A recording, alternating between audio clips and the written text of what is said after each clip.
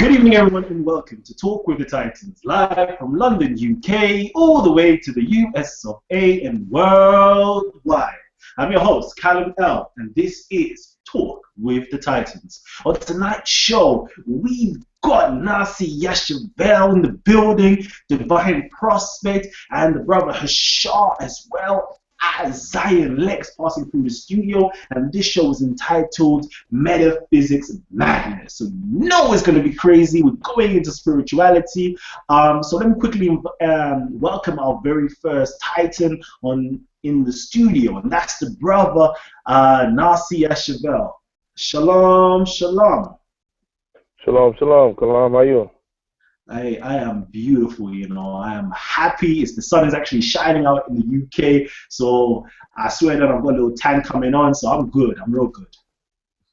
Yeah, blessed be the divine and supreme intellect of the universe, and I appreciate you letting me be on your show. And hopefully we could drop some jewels today, some information, you know, and share with the people that'll be beneficial for their spiritual growth. Indeed, indeed. Also, we have in the studio my brother Divine Prospect. Divine Prospect, are you there? Yes, I'm here. Forgive me. I was trying to fix the light behind me so you guys can see me a little clear. But thank you for inviting me on the show, Kalam. It's always a pleasure being here. Shalom to my brother Nasi and all the other panelists that are here on today. And I'm just excited to see what the big brother Nasi got for us in store today. Indeed, indeed. And listen, Divine Prospect is my brother from another mother. And everybody's saying, hey, are you and Divine Prospect related? That's a secret that may just come out soon. Okay, so Nasi, all right, please, drop me some jewels. I'm ready for this. Yeah, come on. Let me know what you got for me. Well, basically, we have to start out with why it's important for biblical metaphysics, and why is it important for our people to understand it and acknowledge that it does exist. The thing that bothers our people, first and foremost, is that sometimes we try to apply the knowledge of Torah. And what is the Torah? The Torah is basically instructions. It's divine instructions given to us in order for us to govern our lives. But if we look at our body and we look at our spiritual system, we have to realize that your body is no different than a car. A perfect example, when you purchase a car, you may see that in the glove department has a manual or an instruction book. Well, that's the same thing with the Torah. It's the Torah. It's like a Torah for your vehicle.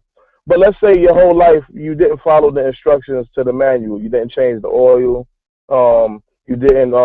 You drove it a lot with gas on E. You didn't get the checkups that you needed. You didn't get the tune-ups that you needed. Pretty soon, these things are wear and tear on your vehicle. And once your vehicle stops working, then that becomes a problem. So why do I bring this up? It's because it's important to understand that just because you change your life, or you say that, you know what, I'm going to do the Lord now. I'm going to follow the rules for my car, and now my car's not working, so I'm going to put oil and gas in it. Well, truth be told, that doesn't make your car a vehicle run. Because what happened is most of our lives, we have not done the Torah or the law, and we have not executed it. So basically, we are broken spiritually. And in order for us to receive this law and to be able to apply the law, we have to learn how to be our own spiritual mechanics. And the reason why spiritual mechanics is important in our way of life is because we have to realize that we are broken.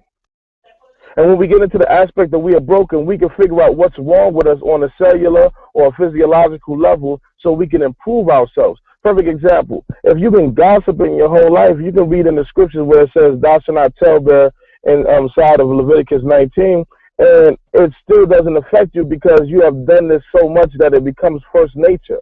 So even when you try, it's hard from you. So there's something that's done in your brain psychologically, or that seeps into your subconscious, that you have to remove these impurities in order to receive the divine message. Now let's look at this. Moses, before he even received the Torah, he meditated 40 days and 40 nights.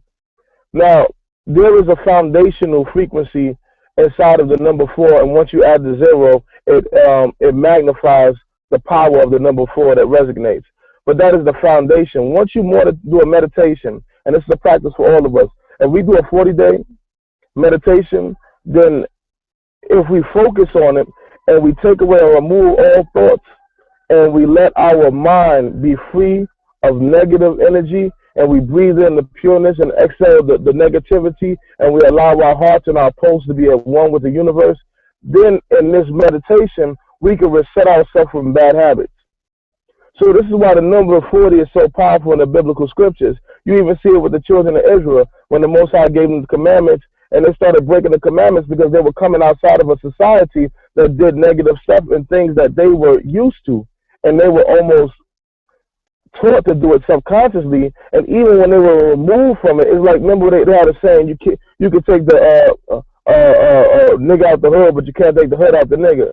So when you look at this analogy, we see that when you talk about the Israelites inside of the Exodus memorial, we were leaving out inside of the wilderness, but we had a lot of negativities that was caused and put inside of our subconscious through our chastisements, through our afflictions. So it took the Israelites how many years to get it right? 40 years. There goes that powerful number again that resonates through the scriptures. So metaphysics, what's metaphysics? Well, metaphysics and spirituality are one and the same. When we look at religion or spirituality, it is the belief in something that is not physical or things that you cannot see with the physical eye. So both of them have the same kind of similar meanings. So what do we mean now? So now what kind of science can we study that deals with something that's not seen but is there? Quantum physics. Quantum deals on a subatomic level. It deals with particles that can't be seen with the actual human eye, but exist and play an intricate part in our existence. So if we're talking about spirituality, when we look at it from a linguistic aspect or etymological aspect, then we have to realize that this is something powerful that people of a spiritual backing or a spiritual system must heed. Now, a lot of times we were coming into this way of life as Hebrew Israelites, but we never removed the Christian doctrines from our mindset. A perfect example, if I use the word apocalypse, right? The first thing that comes to people's mind is devastation, destruction, evil upon the earth. It's just scary to most people because that's from a religious mindset. But when you look at the Greek word apocalypsis, the word apu means to undo. Apo is the undo. And calypsis, which is the word or the root of the word, means to veil. So when we're dealing with spirituality, when we're dealing with metaphysics, you begin to unveil things. And there's certain sheaves inside of your brain that in the Kabbalah, it states that there are certain curtains that you draw back to unveil yourself to receive more divine light. And as we look into the human consciousness, we see that the human skull and the cranium is evolving to absorb more light. And the more darkness or the more melanin that's inside of this system, the more we become able to absorb the neural melanin, and we allow to draw this energy of light. So there are so many things that we see from the scriptures that allows us to apply and change our lives. A perfect example, on the basis level of dealing with our relationships, we have to realize that in the scriptures there is a word for our wives. In the beginning of Genesis, the Creator says, "And I give you a helpmeet," right? The Hebrew word is ezer ki negdo. The word neged is the root and the foundation of the word negdo, which means his. But the O one aims mean his. But the word neged means to oppose. So when we look at it now, when we start to look deeper into the understanding and looking into the language, we can start to realize that there is something more than just somebody to help you meet your needs, but to oppose. So now we're looking at a system where it's talking about balance. And that's why when you see the word Eve, Eve is an evening, which is a balance between night and day. It's in the word level, which brings balance. Eve is in the word even. It's in the word lever, which you pull to bring balance. All of these things, we see that this opposing force, this ezer ki negdo, is something that we need to actually oppose us to bring balance, so we don't have so much a masculine mindset. But let's go a little further. The word neged also, and is used mostly in the Torah as to speak or to tell somebody something. And when we get into this, we have to realize that this is very important because women master communication. There's a survey or a study that just went on when they realized that when women read books or they deal with things dealing with language, the right side and the left side of the brain is working simultaneously and together. See, the right side deals with see, when we talk about right left side, that's generalizing it. But there was a deeper understanding, but allow me to just use the right and left as I break it down right now. But women, both sides of their brain light up. When men is only the left side of the brain, which deals with the logical aspect. And when we deal with the logical aspect, we have to realize that there is more to it. So a woman is more creative. That's why she masters the language. So the woman that you're talking to is someone who is powerful in language and is the voice and can be the connection and draw between the creator and you. So when we look at it, and we look at it from a scientific realm, we can understand our woman more because they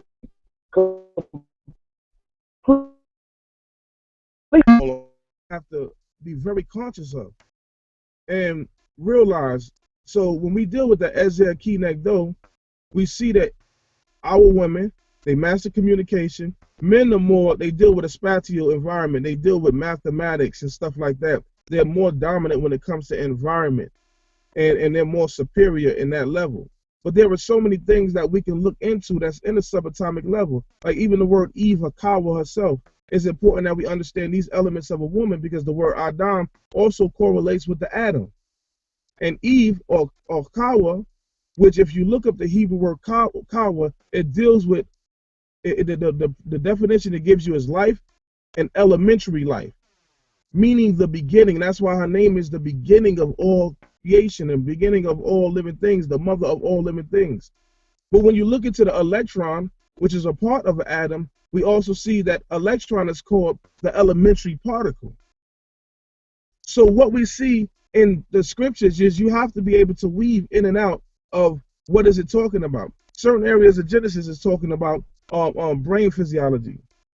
Sometimes it's talking about psychology. Sometimes it's dealing with mathematics. But as a scholar and a person that's studious to the environment of the idioms that's inside of the scriptures, you have to realize that there's a powerful connection with us when we look into the deep aspects of the language. And spirituality is very imperative, but you have to understand how the body functions in order for you to counterattack some of the attacks that our powers to be or the oppressors are using against us. So when we deal with Eve, the electron, that is a very powerful force and a building block. So we see that our woman, when the Most High said that you shall cling unto her, and this is also going to be in a book that I'm writing now, and I should be finished in a week or so, but it's called, the book in itself is called the Queen Sacrifice, and it's dealing with the black woman's, the plight of the black woman, and I'm using a chess terminology, but it's dealing with the plight of a black woman from the biblical text, and it shows you how powerful our women are. So these things that I like to tap in and go into, it shows us how to utilize our ability to look at the lessons that's inside the scriptures and also learn about anatomy, learn about physiology. Because the thing is, when you look at education and religion is supposed to be one. Perfect example to prove my point. When you graduate from high school, you're actually wearing a Catholic clergy outfit. Why is that? Because when you graduated from the church, it was considered the educational system. And I don't deal with the church, but I understand where I'm going. That even the Europeans understood that the priest and the religious aspect was a scientific aspect of the community.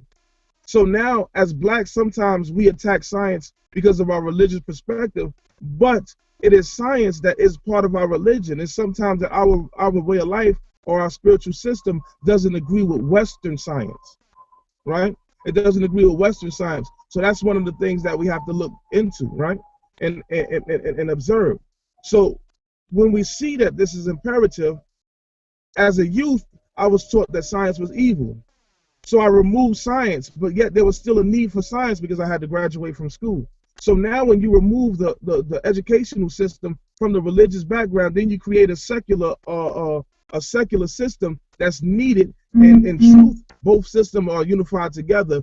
And religion explains science. Science has not an explanation. It gives you a synopsis and a hypothesis on why things happen or how they happen, but it's the spiritual text that tells you and gives you the reason why they are happening. So perfect example. I throw out things like, and it was supposed to be a back and forth conversation with me and Zion and Hashar, but I see that I don't think they're here right now, but that's okay. So I will continue on. When you deal with our father and our prophet, Moshe or Musa, as Isa would say, or our Muslim brothers would say, we understand that Moshe means to draw from the water. And this is like, I was dealing with a brother, minister Jew, who allowed me, I build with, and me and him chop it up, and he was sharing with me that when you draw anything from water, which I know I'm a Cancer sign, so it's which is a water sign. So anything that deals with water deals with intuition. So when you're dealing with the Moshe, Moshe represents the intuitive aspect of the individual or the human body. What part is that? Is represented as the right brain. The right brain is the intuitive side. So now you have a brother, who Moshe in himself could not speak well or properly. So he asked for somebody to speak for him. And the Most High gave him his brother. But why is that? Because the right hemisphere of the brain does not deal with language. Only time the right hemisphere of the brain deals with language is when it's influenced by music. When you're dealing with music and you're dealing with poetry. That's why if you ever watched American Idol, there was a European on there who stuttered. He couldn't even really talk. But when he sung, he didn't stutter. Because music is from the right hemisphere. And it's something imperative that you get to know. But what about Aaron?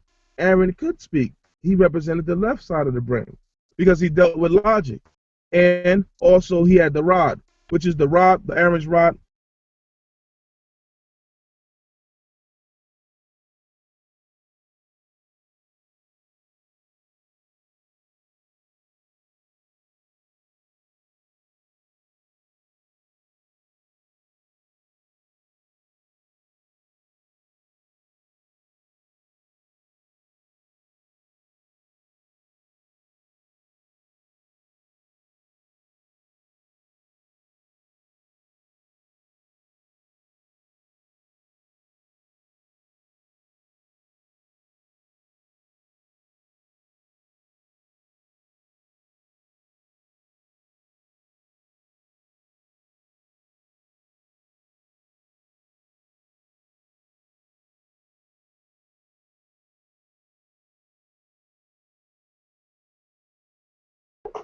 Hello, I think we may be having some technical difficulties. Panel members, can you hear our brother Nasi Yashuvel?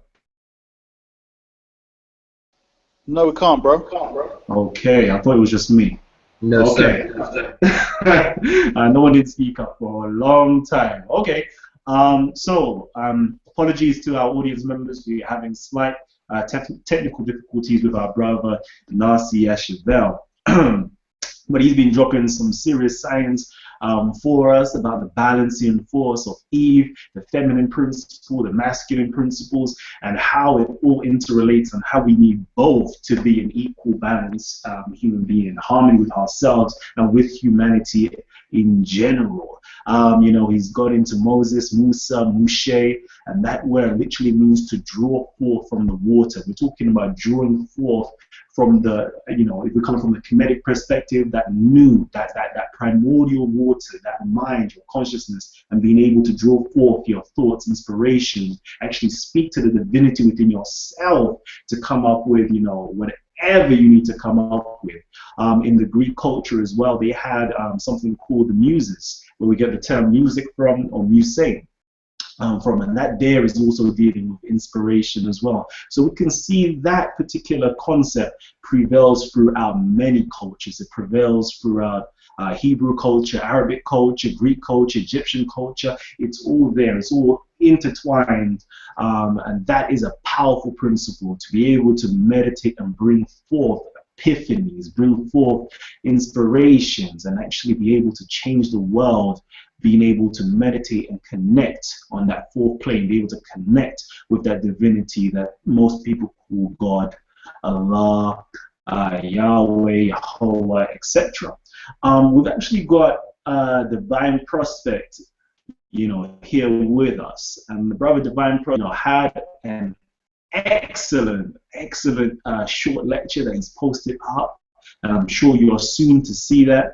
And I was learning quite a lot from it. But I would like him to actually discuss with me, you know, the Hebrew Alliance, the Hebrew Alliance itself, and also the Exodus Memorial coming up on Sunday, the 5th of April. Brother Divine Prospect, are you there? Yes, I'm here. Can you hear me? Right. Yeah, we can hear you. Yes. Okay. Thank you for the quick introduction, Kalam. This past Sunday, March 29th, we had a Unity Summit event that occurred out here in Atlanta. It took place at Nazi's Temple at Shamre HaTorah. We had different individuals from the conscious community come out and give a mini lecture on different subject matters. One of the individuals that spoke that day alongside me was somebody that you're familiar with, Kalam, Aniyam Ben Israel. So he was there too. He was the last presenter, came right after me. Then we had a couple other brothers and sisters that was there talking on fitness, yoga, meditation, numerology. So the footage for that should be out in like another week or so. We're still working on editing the video and putting it out. This upcoming Saturday, I'll be speaking at Nicholas Bookstore in Brooklyn, New York, alongside Brother Zion Lexx. He's doing a book signing and he's doing a mini lecture. My specific subject matter is going to be were the ancient Cometians atheists. This is something that we hear a lot in the Kemetic community by some teachers, not all of them.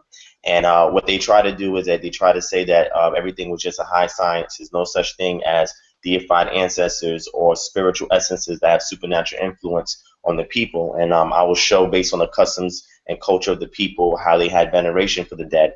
You even had what's called paleo cults and how they viewed the Nasuts and the leaders at that time, and how every African system, indigenous African system today in Africa actually has a form of deification of their ancestors who they pay homage to, they venerate, give oblations to, so they can be in harmony with their environment. So I'm going to bring that out and I'm going to show where this modern scientific element came from, where we are doing away with the deified ancestor concept. And then on April 5th, we have the Hebrew Israelite Summit. The Hebrew Israelite Summit is called the Exodus Memorial. We're going to bring around a lot of power-packed information. My specific position and what I'm presenting is in regards to the slavery and exodus of the Semitic Hebrew tribes in Kemet and exiting out of Kemet. And I'm providing a whole bunch of sources to identify who these individuals were, to see what the historical, archaeological, anthropological aspect of it was, sans the theology, to see if we have a case for the premise of the scriptures themselves. So I'm trying to get really into the concrete information.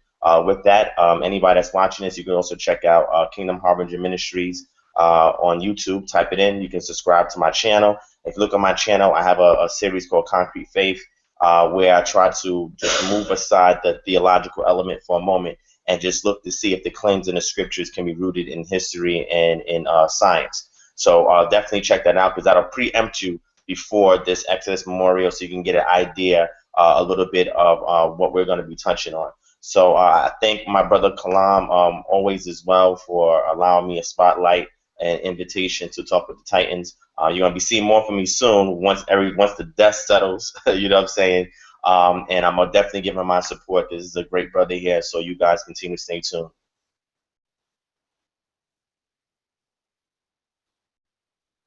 Okay, thank you for that, my brother. I was just about to pull up your YouTube link for everybody to see if they haven't subscribed already. He's got some powerful lectures on his YouTube channel consistently. He's got his I think you've got the radio show. You do every Mondays. Yeah, every other Monday. Is that correct? Called Concrete Faith. Right, that's it. That's it. So, if you are tuning in right now, please hit that subscribe button. Let everyone know. Hit the share button. Let everybody know Talk with the Titans is on. We're live. We've got the brother Nasi Yashuvel in the building. Brother Hashar will be passing through very shortly. Brother Zion Lexx will also be passing through very shortly as well. And we're going into metaphysics, spirituality. So, my brother Nasi Yashuvel, he's back. So let's get it in and let's go. Yeah, so basically, the metaphysical aspect is an powerful aspect. You know, it's an empowering aspect that we have to know, because sometimes we can create a better environment for our people when we realize and we tap into the intellect that our people have. When I was younger, I was told metaphysics was witchcraft, it was the devil, this and that. But a lot of that's coming from a Christian mindset. When we look at it, we know it's imperative for our existence, and that's why we have to see it. Like, perfect example, when we go into this, we have to realize that there is so much inside of it that we can understand and learn about one another that can cause us to be way more powerful than what we are. And this is why I learned how to be in tune with.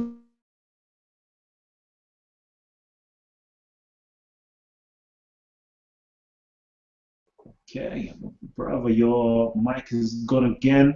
I know you're here. Okay. All right, this is one powerful brother. Unfortunately, the camera, the phone technology is just playing up at the moment. But I want to get into this. I want to get into this metaphysics. I'm gonna invite members to give me your thoughts on metaphysics. What is metaphysics to you? What is metaphysics to you? And I'll ask my second question later, actually. So what is metaphysics to you? That is the question to the panel members. And this is a question to the people who are in the YouTube. I know I can see you in the comments as well. So please just hit me down on the comment section. Let me know what is metaphysics to you. Afterwards, we're going to see how we can apply that principle, that concept, that ideology into our lives. So I'm going to open that up. So we've got, two esteemed guests. We've got our brother Hassan, Sheikh Hassan, who's here with us. We've got our brother Isa, who's here with us. So I would like to know, from an Islamic perspective, or even from your own perspective, what does metaphysics mean to you? And I'm going to open that up to my brother Isa first of all. Assalamu alaikum. Wa alaikum salam, brother. Lovely hearing that knowledge from our Hebrew brother. Basically, I break it down with, I think the word meta means like above and beyond. So it's saying beyond the physical, or beyond physics. For me, that it's kind of like a European perspective or paradigm when they're labeling it to be beyond the physical, rather than noticing that everything is intertwined. So the concept, let's say, from the Quran is that everything is interlinked. What you would call, let's say, metaphysical, is you're supposed to be thinking of it as being intertwined with the physical in that sense. But I mean, I guess, that's kind of like the way that it depends which angle you're coming at it from.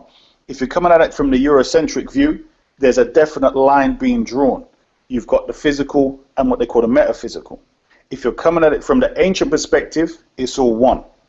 Do you get me? So you're actually going to be seeing whatever you talk about in the physical realm, you talk about it in relation to what you can't see, or the so-called metaphysical, at the same time as you talk about the physical object that you're sensing. Does that make any sense, brother? I think that makes perfect sense. So if I get you correctly, for example, if we're talking about the sun or a human being, we can physically see the sun, but we also know that there is an etheric counterpart. There is something, an unseen principle that makes the sun operate. So you're saying, there is the physical thing that is there, and then there is the thing that's beneath or beyond the physical, but it's still physical in the same sense. Is that what you're saying to me? Yeah, I'm saying that, but I'm saying it in the sense of when you're examining it, or when you come from a certain paradigm, that from the Quranic paradigm, or at least what the Quran is guiding you to, the paradigm you should have, is that when you think and see and sense the physical thing, at the same time you're comprehending the unseen at the same time. That's what the Quran is guiding you to. Oh, do you get what I'm saying? I see. I definitely so see. it's to understand it both at the same time when you're, yeah? Okay.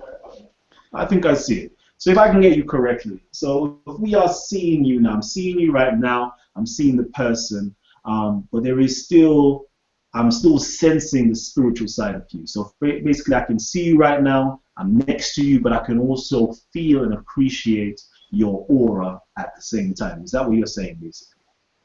in that sense as well as personality. Yes. So Okay. there's a characteristic that, yeah. Very interesting, very interesting. So any other brothers who's on the panels, or even sister that's on the panel right now, that would actually like to, you know, give us their idea or their thoughts on metaphysics and what it is and what it means to you. And, you know, I see everybody in the YouTube world as well. You're typing away. I will post up the link in the Talk with the Titans group. So if you go to the Talk with the Titans group, I will post it up in the next 10 seconds so you can join in and actually have a discussion. Join the discussion with our brothers, Divine Prospect, Nasi Yashuvel, as well as when any other Titan joins in. Okay, so I'm about to post it up real soon. Let's see, Divine Prospect. Hassan, you there? Okay, Divine Yes, Prospect. can you hear me? Yeah, I can hear you. So what's your thoughts? What is metaphysics to you? And how can it be practically applied into our day-to-day lives? That's a good question. I haven't done my metaphysical study in a while, but I'll try to see if I can go to the recesses of my thought to pull something out. I think Nazi laid out a good foundation, and the brother Isa built on top of it. Meta being change or something that is separate or beyond, and physics has to do with how atomic bodies interface with each other, something that's matter related that could be interfaced with empirically. So I would say that even when you look at the any kind of language, you know, you have what's called ideograms in certain languages. So you may have a concrete definition for a word, but it also is supposed to provoke a particular thought. So metaphysics is mostly something that is abstract, that you can find some way to transmute into our reality. So if you have a particular idea, let's say a piece, you know, peace is not something you can put in a lab way. A peace is something that can be manifested. It could be doing so through different actions, words, vibrations, being in harmony with the environment. So I would say is when you're able to pull abstract ideas and you be able to transmute them into our physical reality, that is a manifestation of what's called metaphysics. When you read text, any kind of ancient text, the ancients, to my personal position, had a lot more in-depth knowledge because they were closer to the original state than we are today. You know, they had a much more pristine diet. We are affected by GMOs. They had more oxygen content in the environment. We were more oxygen deprived. You know, they had certain things that they were dealing with at that time that we don't deal with, and vice versa. So I believe that because they was in harmonious alignment with their environment, they were being very introspective to see what else can be manifested, what can they create. You know, and a metaphysical mindset is like, okay, I have the deep sciences from this text, but what can I do with it? What can I create with it? You know what I'm saying? So metaphysically speaking, when you look at the text, you see something literal, but now you got to get into the actual ideogram of, okay, now that it's saying literally, go to the mountain, how can I transmute that today? How can I find a way to transform my environment so I can climb through my mountains? So you think more on a metaphysical scale when you're trying to find a way to take something that's ancient at that time and transmute it into a practical format today that you can apply to your environment so that you can affect the environment around you. The things that you say, things that you do sends out a vibration, and you know, whatever that vibration hits creates resonance. You know what I'm saying? And you know, every day we interface with each other metaphysically. Another thing that I want to say in regards to metaphysics is what's called egregore. Egregore is a thought form pattern that's given life when people give energy to it, when they give attention to it, when they give focus to it. So egregore is a thought form that is created out of the mindset of somebody abstractly, but when people start to put their energy towards it, their worship towards it, their attention towards it, it takes on a life of its own. You know what I'm saying? So what do I mean by that? What I mean is that you have to be able to find a way to create things in your environment by creating these thought forms, giving it energy, attention, affection, etc., and bringing it to life. Because the text that you read, no matter which ancient culture you study, is no good if you can't find a way to do something brand new with it today. So metaphysically speaking, it teaches you how to be in harmonious standing physiologically with the body, homeostasis-wise with your environment, as well as those that you interface with, and find a way to say, okay, you know what, I got this deep stuff. I know the ancients build monuments off of it. I know the ancients build communities off of it. How can I take that and make it into a more practical means for today so I can create something new in this day and age? So that's just my small take on it without having to go over any notes or nothing like that. But I just want to throw it out there just so we can keep the conversation going. Wow, wow, wow, wow. I don't think there's anything more to even be said on the subject matter. A couple of new panel members has actually joined us right now. So I'll just like to welcome them real quickly. We've got a sister called Evelyn, I believe it's a sister called Evelyn that is with us right now. So greetings to you, Sister Evelyn. We've got brother Khemgar, so greetings to him as well, my brother. So there's a few people that has joined us recently. Brother Hassan has joined us, and so we've got quite a few people that's joined us right now, and want to get involved with this conversation. So if you haven't already joined the Facebook group Talk with the Titans, join the Facebook group Talk with the Titans, and you get to be updated with everything Titans are talking about on the Facebook, on their posts, etc. You'll also get to see the posts for the link to join us into this chat or into this conversation, to the show today, and see when every show is posted up as well. Also, if you haven't hit that subscribe button, I know the subscribe button has actually moved from either down there or up above there as well. So if you haven't already hit the subscribe button, join us, subscribe with us. We're going to have plenty more discussions in the future. Talk with the Titans has literally been birthed out of the idea that the intellectual giants, the titans of the community, should have a well-organized platform to present, discuss and debate critical information affecting our community, proposed by you, our audience members, the community. So hit that subscribe button and let everybody know that you're following Talk with the Titans, and we're going to post up all our shows. You're going to be up to date with everything. Trust that. So we've got our brother Sheikh Hassan. This is one of my esteemed elders, and hopefully he's able to talk with us right now. I'm going to just quickly check. Sheikh Hassan, are you there? Yes, sir. Assalamu alaikum. Wa alaikum salam wa rahmatullahi ta'ala wa barakatuh. Sheikh, if I can bow right now to you, I would be. How are you? I'm okay. Just Good. Listening. Good stuff. So what are your thoughts on these younger brothers giving us a breakdown on metaphysics? Well, first I'd like to say peace be unto all the people here. Assalamu alaikum. And it's good to be here. And Kalam is one of my favorites, so I'm here to support. Basically, I'm in agreement because the metaphysical language is not really a language, and all of us can speak it in different ways. You see, the human being is not just Earth. We are a more complex creation, and it is my view that in Islam there's a science called Ihsan, I-H-S-A-N, and there are 3 degrees of Islam. There's the first degree of a normal Muslim, then there's the second degree of somebody who is sure of what they are speaking about, and the third degree is somebody who realizes the source and who is in contact and who understands the essence of creation. So that is what they call metaphysics.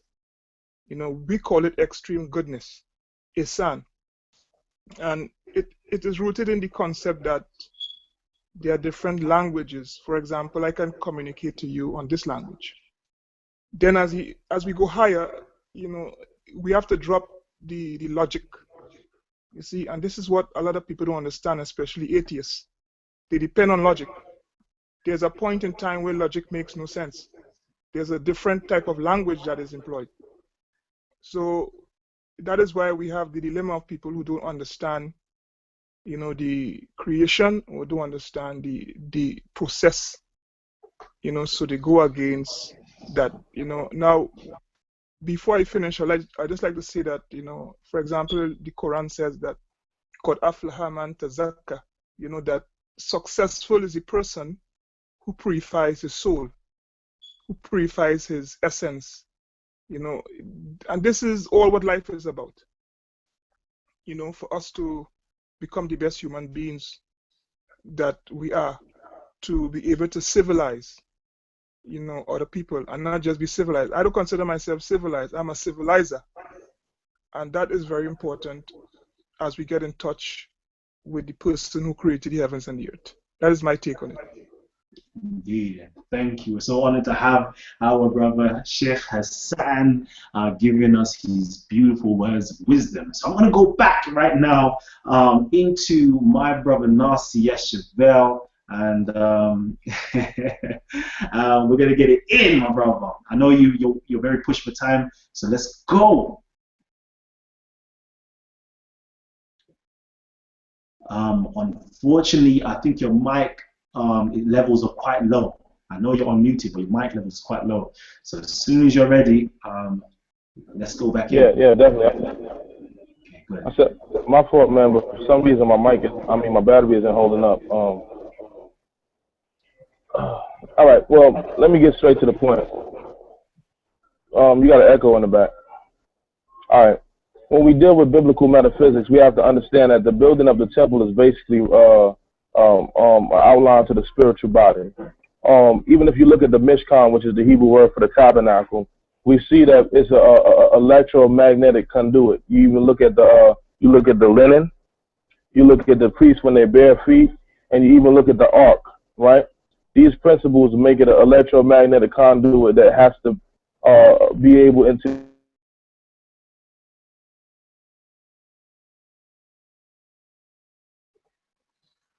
in the human body. When we talk about spirituality, you talk about in the Parashah or the portion of Noah where it exposes this about the rising. How many days is the waters it rains? 40 days, 40 nights. We're going back into the metaphysics. We're back to the Mishkan, which is the tabernacle, right? If we look at linen is very imperative in the Hebrew existence or the culture. And we see that on an electronic cellular level, that there's similarities between the cells and flax cells. So that makes actually a complementary to the human body, so it allows the electromagnetic force to even be stronger. So we see that even on the mundane levels of our dress code and our appearance, we wear linen because it allows that spirituality to be stronger. It allows the electrical currents to be stronger. When you look at the word Elohim, Elohim later comes into the Greek understanding as elector, which come into the English as electricity. So when you're dealing on the matters of spirituality, you're looking at an electromagnetic energy. We're looking at something that we have as a people. I want to just touch on material because everybody always laughs at the way Hebrew Israelites dress and so on and so forth, right? If you look at linen holds 5,000 signature frequencies. It's a very powerful energy. Cotton, it holds 40 units of energy. Unbelievable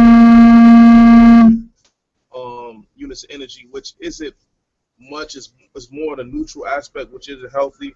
If you go to pure wool also holds 1,000 signatures of signature frequencies, which is very powerful. But if you look into the Hebraic text, we are not allowed to wear a mixture between linen and wool. Why is that? Because they're both at 5,000 signature frequencies. If we look at that, they cancel out. If you wear them together, it cancels out each other.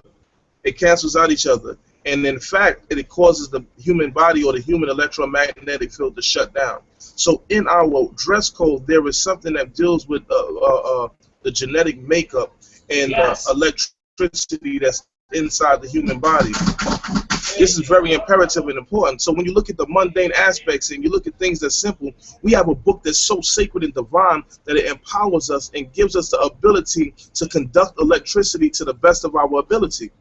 So when you read that portion, and now you see it talks about no mixture between wool and linen to put on wool and linen to put on our body, you understand that it's all about spirituality. It's all about spiritual empowerment, which is second to none. And that's why our Torah is very deep when it comes to these understandings. Perfect example, let us go to the measurement of the ark. If we look at the ark also, it deals with Fibonacci, a series of numbers. If you know anything about the Fibonacci, is the 1.61 is the measurements of different frequencies. It's the measures from your fingers to the tip. It increases each time, right? So there's a pattern in the system of the universe. If you look at the ark has a 2.5 to 1. It's 2.5 by 1.5.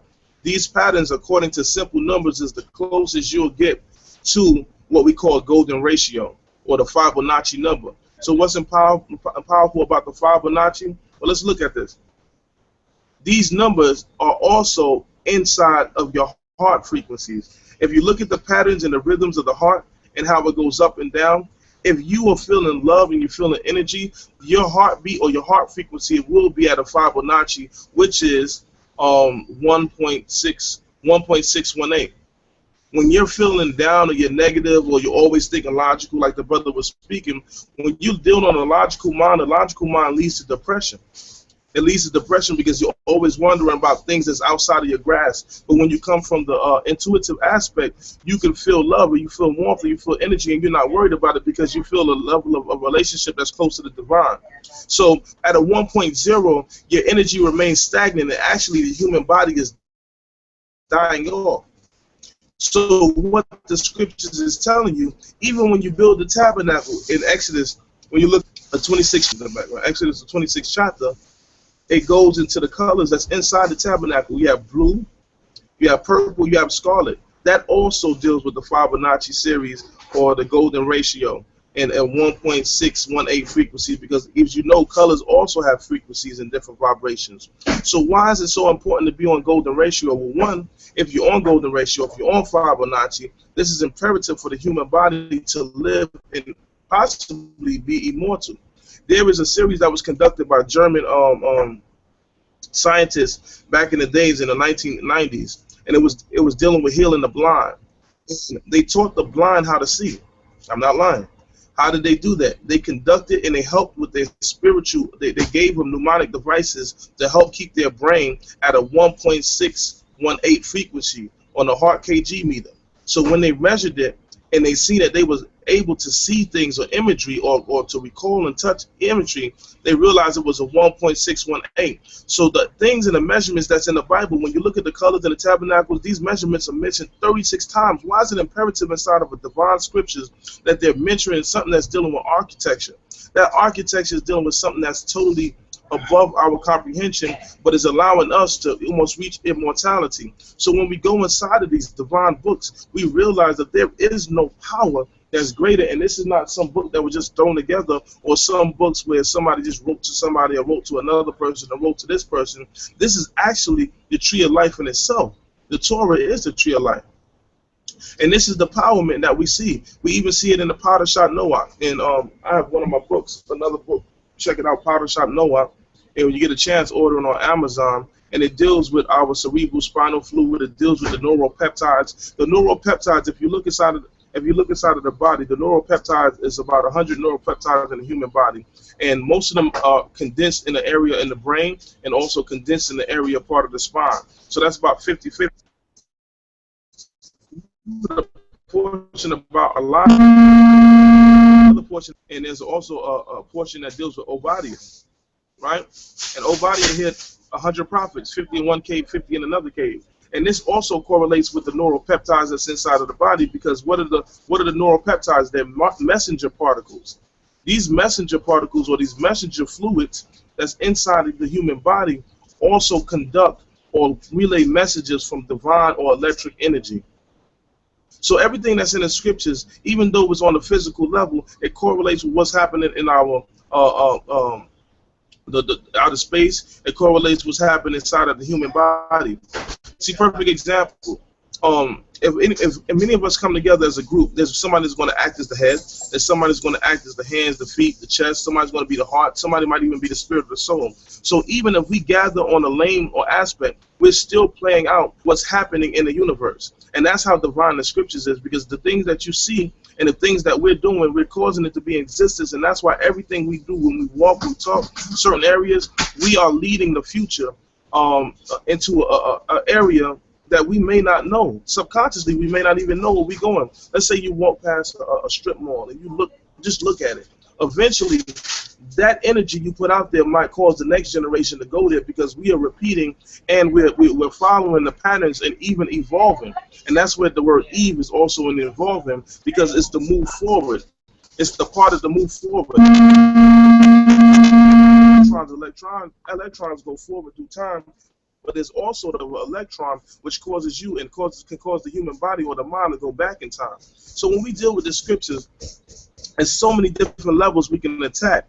And on April 5th, when we do the Hebrew Israelite Unity Summit, it's going to be some powerful information that's brought out there. But I'm sorry, I'm kind of jammed for time here. But I appreciate you brothers and sisters, and I would like to do another time where I can get more time and share more information with our brothers and sisters. But that's just a little sample for April 5th. And check out Pottershop Noah if you go on Amazon. It's called The Portion of Noah. You can purchase it and support your brother, and there's some jam-packed information up in there dealing with the cerebral spinal fluid, dealing with the flood waters, dealing with the ark, and dealing with different levels. You know, so this is the thing that we understand. So, brothers, sisters, sorry, I got to bounce. I thought my brothers Hashar and Zion Lexx would be in the fill-in, so I could be in and out. Okay, no problem.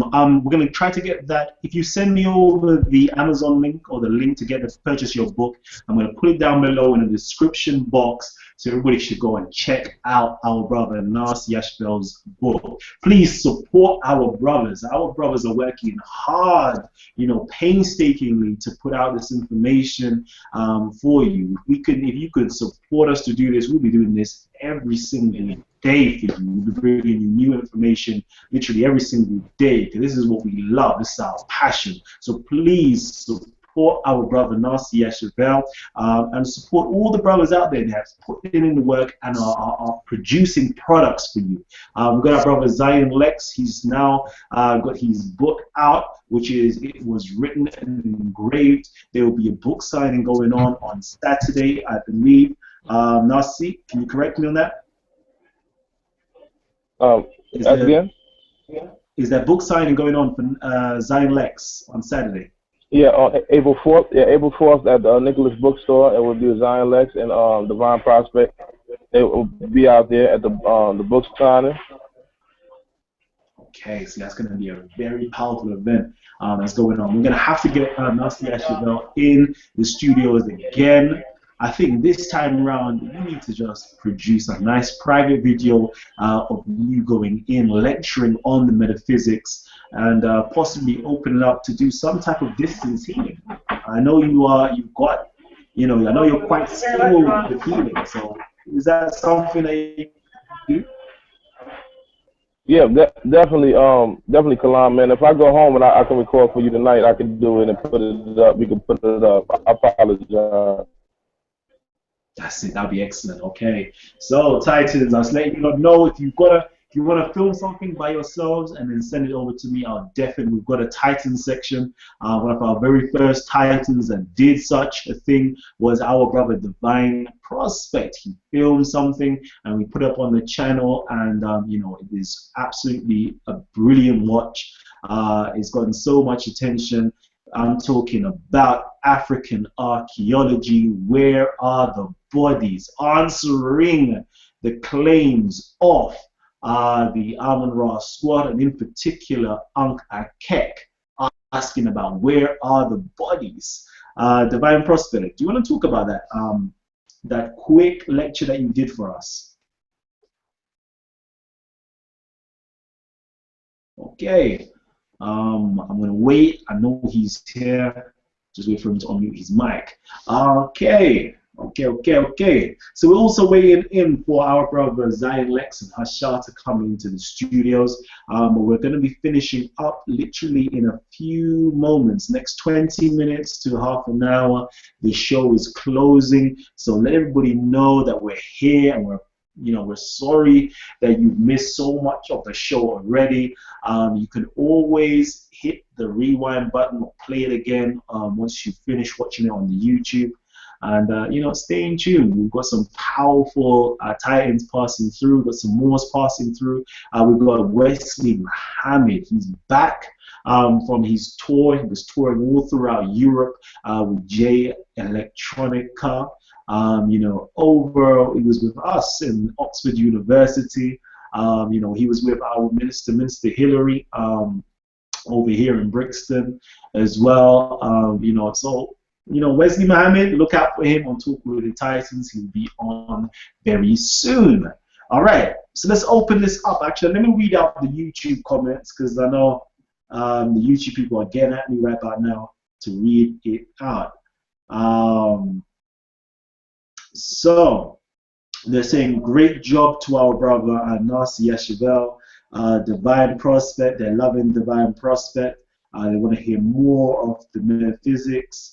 Shalom, Divine Prospect sounds interesting. Nasi is going in.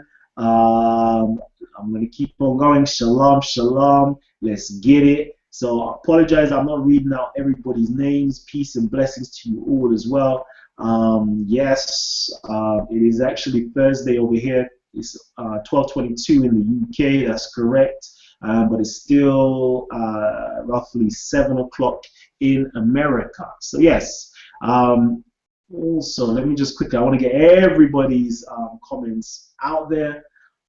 There's a few people that want to actually come with us when we're going to Egypt and Israel in June and July. So we'll be going to Israel in June and July.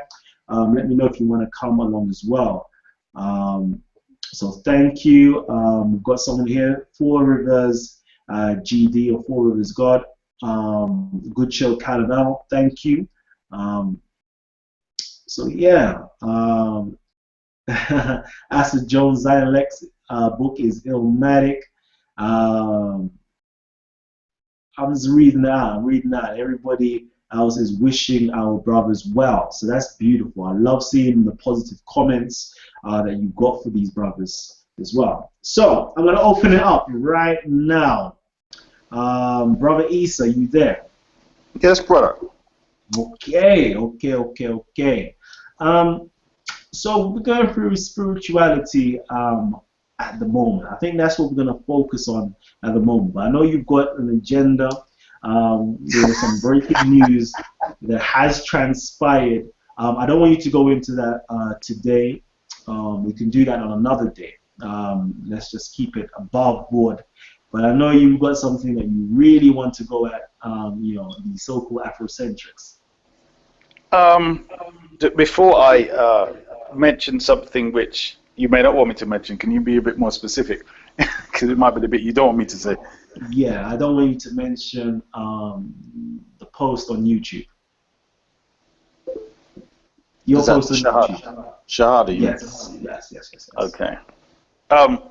Well, just mention what you want me to talk about, bro. Because okay, I would like you to talk to me about I would like you to talk to me. Really, this is delving into the science of the Quran. I want you to talk to me about spirituality from an Islamic perspective, and what spiritual things can we do to uplift our consciousness and our spiritual beings? How can we feed our souls?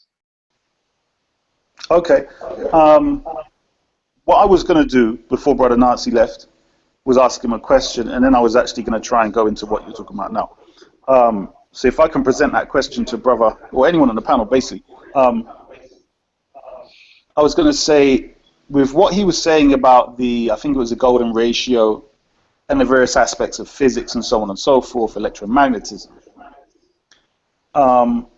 does he have that, a load of stepping stones, so to speak, and guidance from the Bible to find that out himself? Or is it that the writers of the Bible, let's say Moses, Moshe, Musa, was initiated or was given that knowledge by the Most High, and because of that knowledge, he then, you know, produced practices and so on based upon that knowledge. So what I mean is that knowledge intrinsic to the Bible now, or is it that someone that had that knowledge produced the rituals and instructions based upon that knowledge, but you wouldn't necessarily grasp it unless you study that knowledge outside? So because Western science, let's say, has studied electromagnetism, someone has looked at it and then said, well, look, we found some comparisons between what we find with electromagnetism and biblical verses and so on and so forth. So bioelectromagnetism and wool or linen or whichever. So I was going to place that and then go on to the Quran, because the sacred science of the Quran actually gives you the method of finding it out yourself. And that's part and parcel of it. So the Quran is actually a book that initiates you into science. The first step is to be thinking, to be a thinking being. And it's to be studying yourself, studying your environment, and so on and so forth, to the degree that, you know, the perspective is that it's a religion. You come in, you believe, you follow instructions.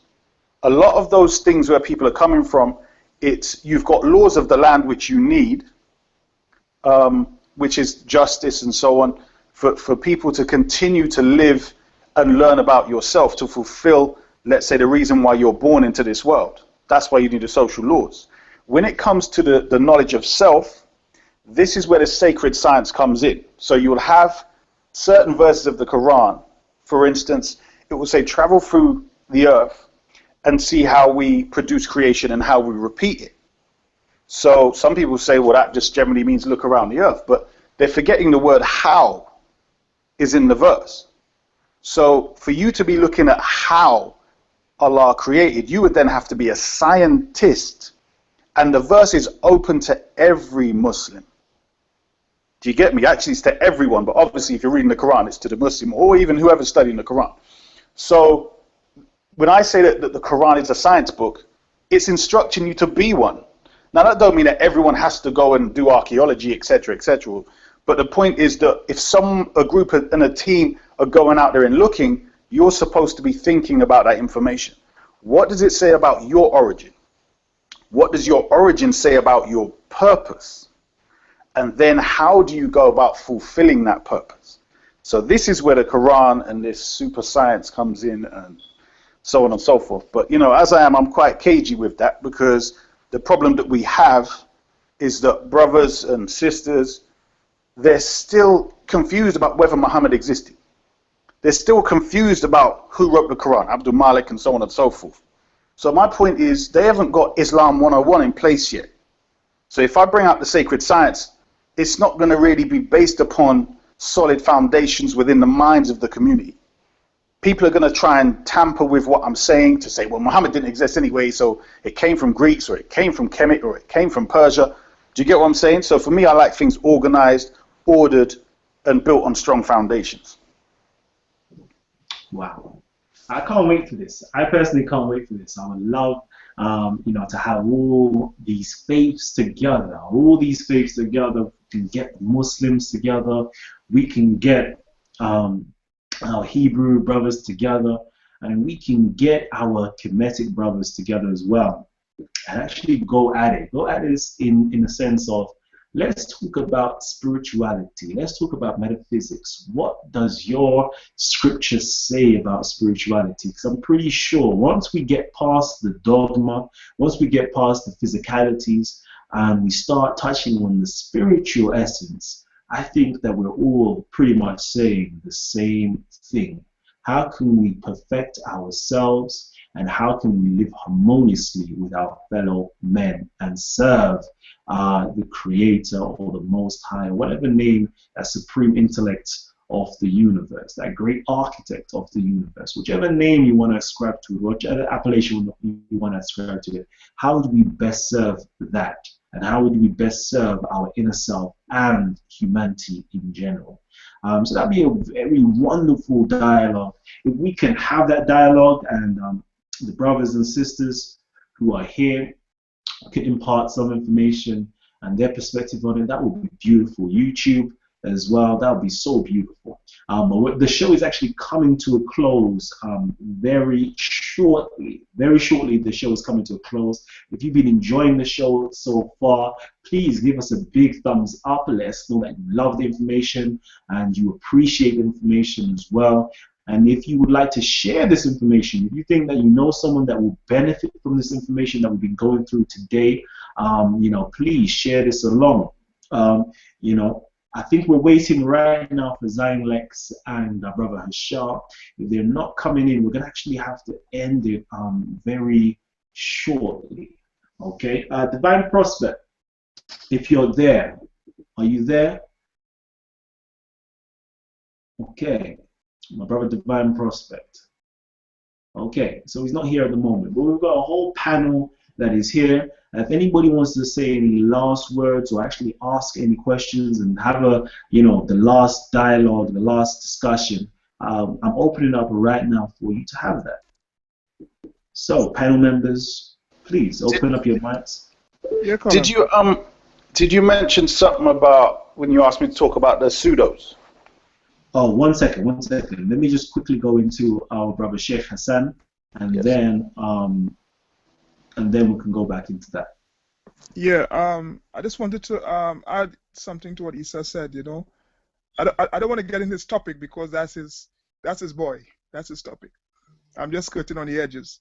What I'd like to say is that there's a profound verse in the Quran where Allah says that He's going to show you signs within yourself and within the universe.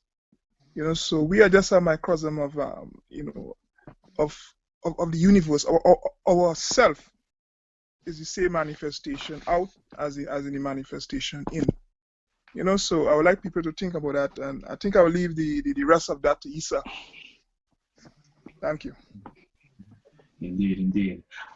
Issa, going to go into you in a short while. I see that we've got a few people that's joined the panel. If you want to say anything right now, you can ask your questions or make a statement. So we've got Brother Alex, who's just joined us right now. Brother Alex, if you're there, we welcome you. We've got our Brother Basim, who's here, Sister Evelyn, Hassan, Issa, Tina, Hemgar as well. So we're welcoming all our panel members. If you've got any last words to say, please, say what's on your mind. Yeah, greetings, brother. How you doing? Greetings, man. It's been a long time. It's been a long time, brother. It's been a long time. We have to try and link up more often. But greetings to the panelists as well. I would like to touch on the metaphysical thing, I think, just briefly. Because I think when we use the term metaphysics, we're using a European convention of indigenous practices. I think more so it would be more accurate to deal with things on an ancestral level. In terms of African thought, when one passes from this plane, you go into a next plane of existence, which this plane can't comprehend. The reason why science uses the term metaphysical or beyond the physic is because it's something that science cannot measure up to. Science cannot pinpoint this part of existence. Just to read something quickly as well, the Remetch and Kemet, ancient Egyptians, they believed that there were different parts. Their being or their spirit was made up of different parts. And not only was there the physical form, but there were 8 immortal or semi-divine parts of that survived death. So really what we're talking about is that spark or that bar, that soul, that spiritual part of you that cannot be measured by the physical, how would you say, cannot be measured in the physical form, if you know what I mean. I'm with you, my brother. I'm with you. So you're saying that, from the Remetch or the Romi, we're made up of a multiplicity of beings. You're talking about there's 9 different aspects of us. There's the Ba, the Ka, the Sechem, the Shawat, the Reni, etc., etc. So you're saying, if you could just, re-say that again, which part of us survives and acts? Well, I mean, from a ancient Egyptian perspective, you got different parts of your being, like the Akul, which is the shining, the light being, so to speak. You got the Ba. The Ba is the pictogram, which is the human-headed bird, basically. You got the Ka part of you. You got different parts of your being, but I think in reality, what we're really speaking about is the subatomic energetic principles of existence. You got scientists or astrologists that look into when they study astrology. You got a part of astrology, basically dark energy, and they say that it expands throughout the universe, but they cannot tell you where it comes from. So I think we're just talking about the hidden aspect of the physical world, basically. All right, thank you for that, my brother. We've actually got one of our titans that's just stepped back in. We're talking about the legend himself, the author, the scholar, the most renowned linguist, Hebrew metaphysician. We're talking about Zion Lexx has joined us in the studio. Brother Zion Lexx, how are you?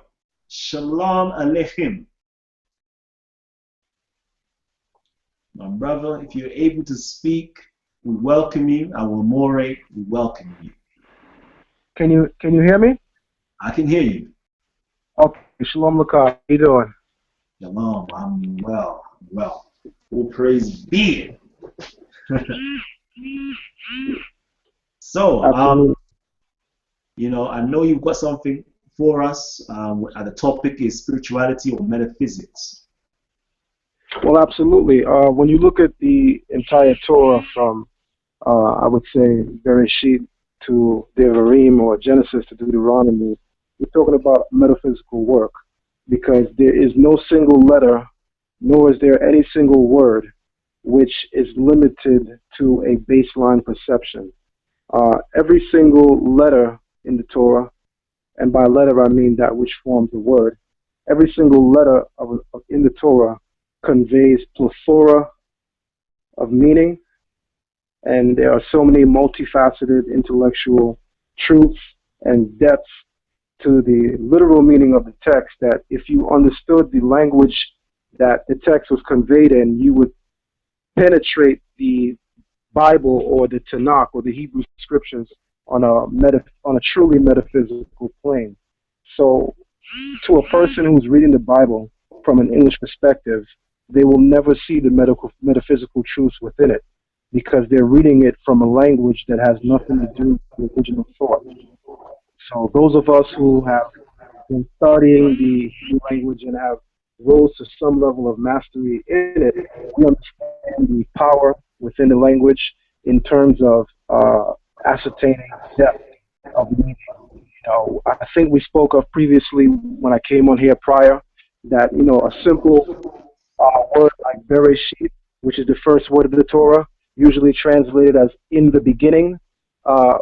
When you really understand Hebrew, you understand that aside from meaning in the beginning, it literally means with wisdom. You would never get that if you're just reading it from the English perspective. You would only see what the English conveys, which is in the beginning. But if you truly understood the Hebrew language and all of its intricate dynamics, you would totally understand that Bereshit literally means with wisdom. And from a Hebraic perspective, wisdom always is synonymous with the Torah. So instead of reading the first verse in Genesis as in the beginning God created the heavens and the earth, those who have depth of understanding from a Hebraic perspective, he would say, with the Torah, God created heaven and the earth. Which coincides perfectly with what King Solomon taught. Sorry. I've got a question for you as well. With that word Bereshit, sorry, 1 second. Yes, with that word Bereshit, you know, I was wondering in terms of the etymon of the word, could there be more to it in the sense that the resh or the rosh can mean a head and the sheath as well? I believe sheath means 6 in the Hebraic language. Of course, of course. There's so many different ways that we can take one word and transpose it so that it can mean so many different things as opposed to the surface baseline. So there's a couple of ways that the word Bereshit actually can be reinterpreted. You know, Hebrew. So when you look at Bereshit from a Hebrew perspective, and I'm not sure if everyone online is Hebrew or is even familiar with it on any baseline level. Anyone who knows that just looking at Bereshit, that number one, the preposition, the first and the letter represents the preposition in Hebrew. It literally means in or with, right? Which alludes to the transcendence and eminence of the creator. The paradox of how he surrounds at the same time. Last part is which means beginning. Again, when you transpose it, when you rearrange it, you can actually spell in Hebrew Berit Eish, which means covenant of fire. What do we mean by that? It says that when the Creator revealed the Torah to Moses, he revealed it on Mount Sinai. Sinai was, totally immersed in fire. With that being said, the covenant has been synonymous with being the covenant of fire. In the book of Deuteronomy, chapter 5, it speaks of the covenant of fire, the Torah. So again, when you translate a sheep in Hebrew, it can literally spell Berit Eish, which means covenant of fire. And there are actually a total of 7 different ways that the one word can be transposed. But that's just giving you a little bit. Another way that it can be transposed is be rearranged so Be Tishri, which means the first of Tishri. Which in essence, from a Hebraic perspective, if anyone is familiar with our calendar, what Tishri means, Tishri is the 7th month in the Hebrew calendar. Most people know that in modern Judaism, they refer to the 7th month as Rosh My brother, your mic is a bit funny at the moment. Is it possible to kind of just alter it? Okay, let me try. Can you hear me? Yes, perfect. Okay, excellent. So most people who understand, I would say, Judaism in this instance, most people who understand Judaism know that Jude refers to the 7th month of Tishri as Rosh Hashanah. Rosh meaning beginning or end, Shana meaning year. So Rosh Hashanah means beginning of the year. But it is the 7th month of the Hebrew calendar. So here is the question. Why is it that the 7th month of the Hebrew calendar is Judaism today, Hashanah? Well, the first answer to that question is this. The 7th month ushers in a month of spiritual edification, right? Because the 7th month ushers in the holy day of Yom Kippur, the Day of Atonement. Even on the Arabic or the calendar of Islam, we're in the month of Ramadan during that period. So the time of Ramadan always coincides with the time of Yom Kippur because the two are similar in more ways than one. They're both, you can always find similarity between what is known as the Abrahamic faiths, the faiths that are based on what lived and taught. And of course, most people look at Islam as being an Abrahamic faith. So of course, you're going to find Yom Kippur always coincide. And here's the thing that I love to point out.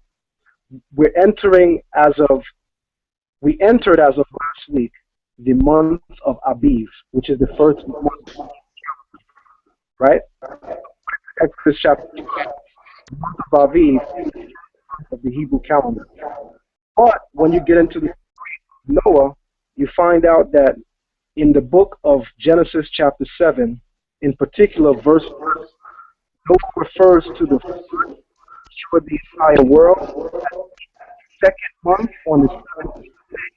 If anyone is familiar with the Hebrew calendar, you know that the flood of Noah occurred on the 17th Heshvan, which is the 8th month on the Hebrew calendar.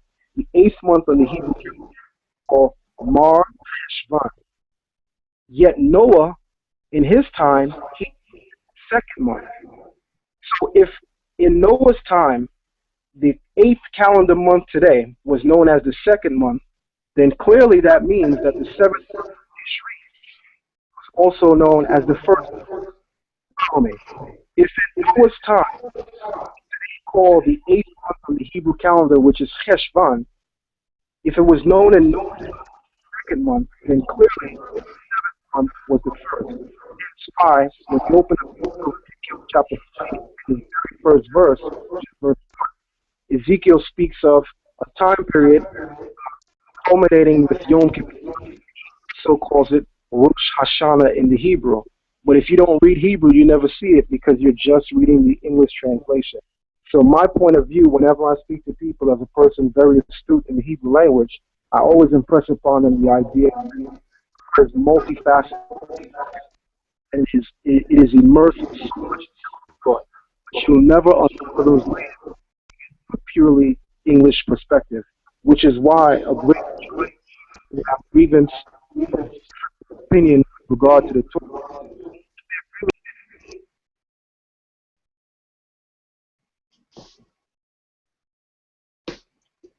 Okay, so we're having some small technical difficulties with the volume levels at the moment. Hopefully our brother can just solve that problem.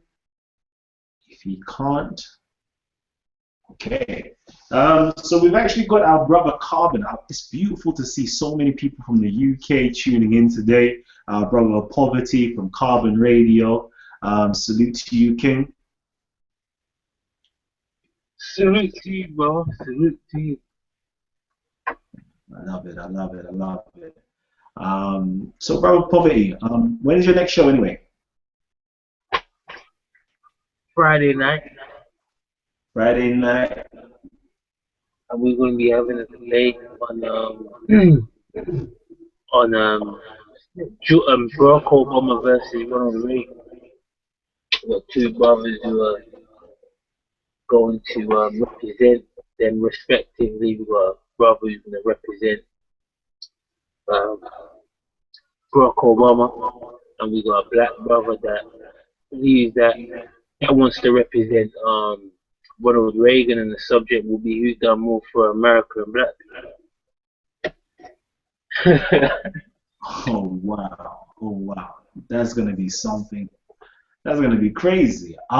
If you know what, there's a few people that may be watching right now and don't know too much about your show. So could you just give them like a quick briefing or overview of your show?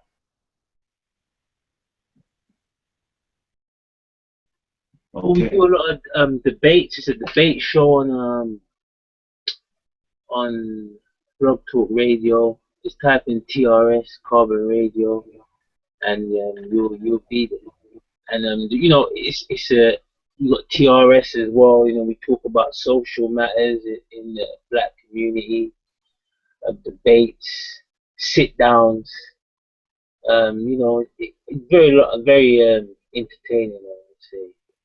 And how long has this show been running for? Well, I've been with part of the team with TRS for about 3, 4, 5 months now. I would say, yeah, about 4 or 5 months, maybe 6. Yeah, 6 months. 6 months. And your show's been, well, you had your personal show prior to that for how long? About a couple years. A couple years. So, you know, our brothers from 2, the 3 years. 2, 3 years is a lot. 2, 3 years. So our brothers from the UK have been putting in that work, you know, linking up with the US conscious community for quite some time now, for over 2 to 3 years now. You know, we've got our brothers looking out. So hopefully, you know, brothers in the US as well, look out for your UK brothers and link up with us. You know, we love having the exchange of minds, seeing, you know, the different things that each community is going on with, our same struggles, our same plights, our same successes. So link up with us and let this community grow across land and sea. We're about to come to the end of the show at the moment. Zion Lexx, I don't know if you're there. If you're there, could you just leave us with the last closing remarks? Okay, I think our brother's mic is not working at the moment. We have to apologize for that. The brother has an event coming up, or the brothers, should I say, the Hebrew Alliance has an event coming up on Sunday, the 5th of April, the Exodus Memorial, where all of the brothers from the Hebrew Alliance, we've got Hashar, Nasi Yashuvel, Daniela, Zion Lexx, Divine Prospect, you know, and brothers from the continent as well, Black Lotus, etc., will be actually hosting and holding an event on Sunday, the 5th of April. Check their event out on Facebook, and I'm pretty sure if you Google search it, you will come up with something as well. We're going to come to the close of this show. We're going to have some off-air discussions and debates. So if you haven't already, just go onto the Facebook group, Talk with the Titans, you know, and follow us. And you should be able to see all of the posts, and you can see the link to join us right now to have an open panel discussion off air. So I'm going to sign out right now. And I'd like to thank all our panel members and all our titans that have appeared on the show so far.